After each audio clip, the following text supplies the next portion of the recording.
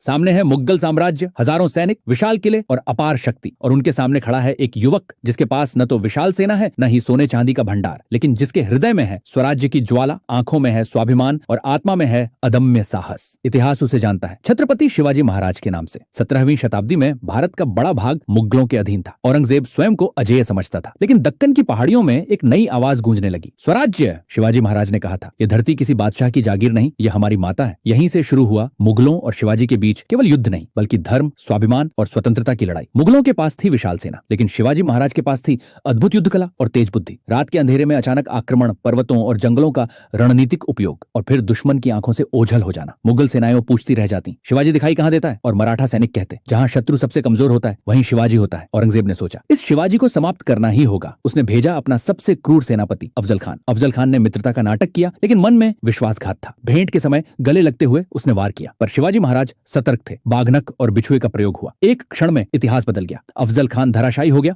और मुगलों को समझ आ गया, शिवाजी कोई साधारण राजा नहीं है। औरंगजेब ने शिवाजी महाराज को आगरा बुलाया और बंदी बना लिया, लेकिन शिवाजी ने यहाँ भी तलवार नहीं, बुद्धि का प्रयोग किया। मिठाइयों की टोकरियां और एक शांत रात्रि, शिवाजी महाराज आगरा से निकल गए। ये केवल पलायन नहीं था, यह था मुगल सत्ता के घमंड पर गहरा प्रहार। शिवाजी महाराज ने सिद्ध किया, युद्ध केवल शक्ति से नहीं जीता जाता, साहस, रणनीति और संकल्प से जीता जाता है। उन्होंने मुगलों से लड़कर केवल राज्य नहीं बनाया, बल्कि स्वाभिमान को जीवित किया। इसीलिए आज भी कहा जाता है, शिवाजी महाराज केवल राजा नहीं थे, वे एक विचार थे, वे स्वराज्य की आत्मा थे। याद रखिए, जब तक अन्याय के विरुद्ध खड़े होने का साहस है, तब तक शिवाजी महाराज जीवित हैं।